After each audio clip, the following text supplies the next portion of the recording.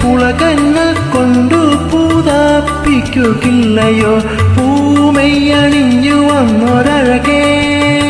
എന്നെ പുളകങ്ങൾ കൊണ്ടു പൂതാപ്പിക്കുകയില്ലയോ മന്മഥൻ വിടർത്തും മലരേ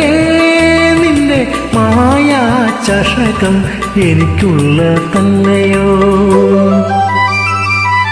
സീതാദേവി